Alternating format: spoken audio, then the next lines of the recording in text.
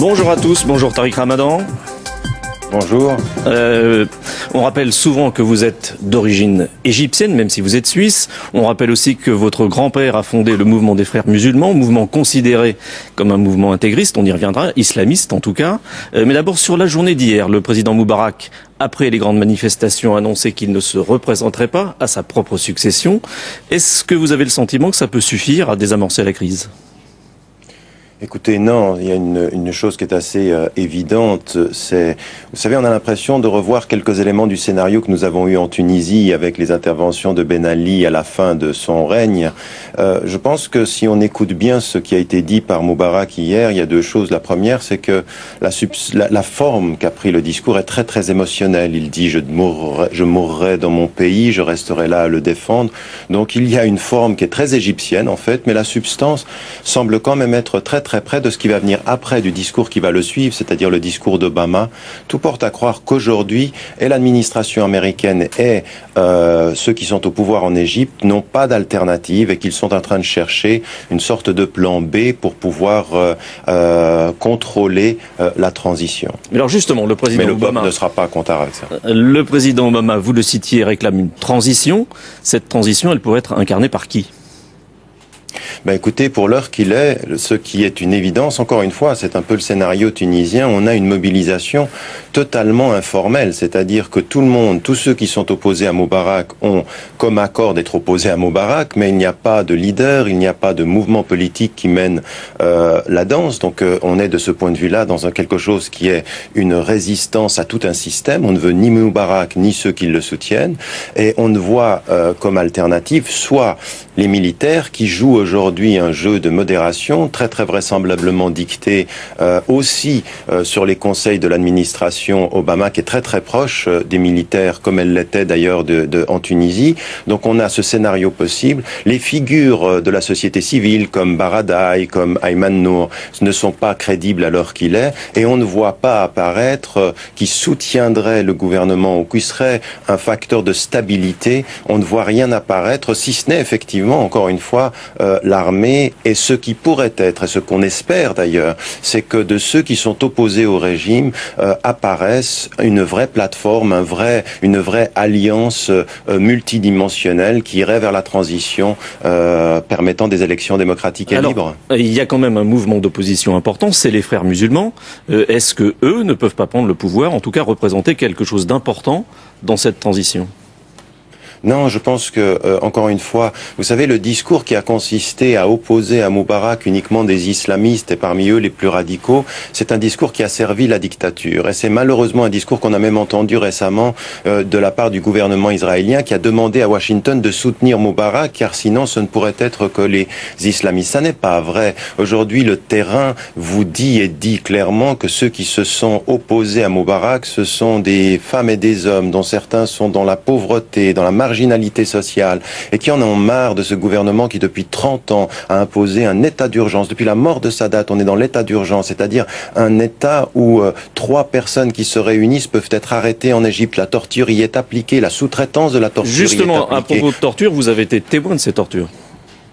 Oui, moi-même, je veux dire, vous savez, moi je suis un opposant au régime, je ne peux pas entrer dans ce pays depuis 15 ans et la dernière fois où je faisais mes études là-bas, j'ai vu, on voulait me frapper et comme je suis de nationalité suisse, on a pris un pauvre égyptien, on l'a tabassé devant moi pour me montrer ce que ce pouvait être que le traitement à l'intérieur. Donc je crois aujourd'hui que par rapport à ce dont vous parliez, le mouvement islamiste et le mouvement des frères musulmans, d'abord il faut dire que ce n'est pas du tout un mouvement monolithique, il est traversé par une crise entre l'ancienne génération qui est très traditionnaliste et conservatrice et puis de jeunes personnes qui sont très très proches de ce mouvement par exemple qu'on voit en Turquie dans le parti au pouvoir où on évolue, où les choses changent.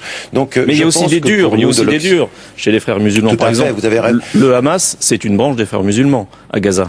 Oui, mais encore une fois, il faut faire très très attention à cela. C'est-à-dire que les frères musulmans se sont positionnés historiquement avec l'idée qu'on pouvait utiliser les armes pour résister à l'oppression armée, comme c'est le cas en Palestine, et ils ont en Égypte systématiquement refusé la violence. La grande tradition des frères est de refuser la violence.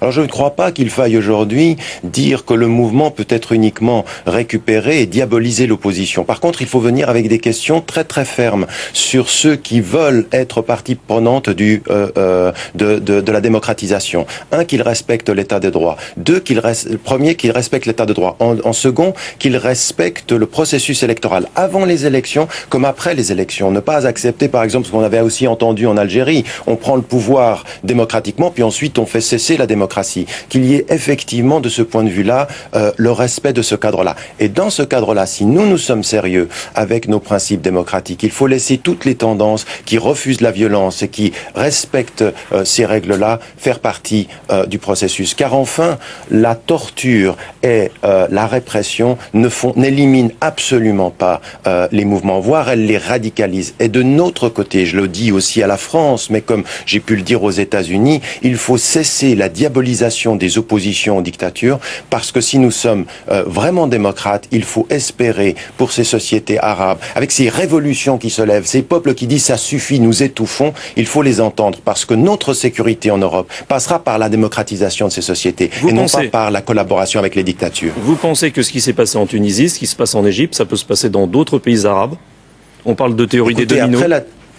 Oui, après la Tunisie, je ne pensais pas que ça pourrait se passer en Égypte, parce que le pays est géostratégiquement très très important, il est très proche de ce conflit israélo-palestinien. Je ne pensais pas, mais si aujourd'hui, et tout porte à croire que cela peut arriver aujourd'hui en Égypte, que le régime tombe, alors il y a fort à parier que les peuples alentours vont l'entendre. Et d'ailleurs, vous avez vu hier, le roi Abdallah de Jordanie a pris des mesures préventives. La semaine dernière, c'était la Syrie qui prenait des mesures préventives. Il y a des manifestations en Algérie, il y a des manifestations au Yémen, il y a des velléités en Mauritanie. Ce peut être effectivement le début d'un mouvement beaucoup plus large dont il faut que nous espérions qu'il aille vers la démocratisation de toutes ces sociétés, le refus des radicalisations et puis que nous entrions dans un dialogue. Et si l'Occident n'entend pas ces peuples-là, il y a fort à parier aussi que nous sommes dans un déplacement au niveau des relations internationales, que de l'Asie, comme de l'Amérique du Sud, comme même de la Chine, avec tout ce qu'on peut avoir comme critique par rapport à sa façon de s'imposer économiquement dans ces pays,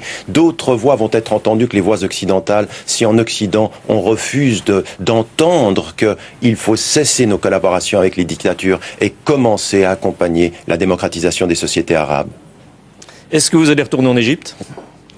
Écoutez, j'aimerais bien. Moi, ça fait 15 ans que je ne peux pas y entrer. Je suis nationalité suisse. Mon travail est en Europe et en Occident. Mais j'aimerais pouvoir retourner en Égypte et participer, effectivement, de la façon dont je le pourrais, intellectuellement, à questionner ceux qui aujourd'hui s'opposent à la démocratisation et à participer à un mouvement de la société civile. Simplement qu'il y ait un vrai débat. Aujourd'hui, le monde arabe souffre du manque d'investissement dans l'éducation et de débats ouverts, libres, politiques, philosophiques, religieux même, pour que nous allions vers des processus de réforme et non pas des blocages comme ceux auxquels nous avons pu assister pendant les 30 dernières années.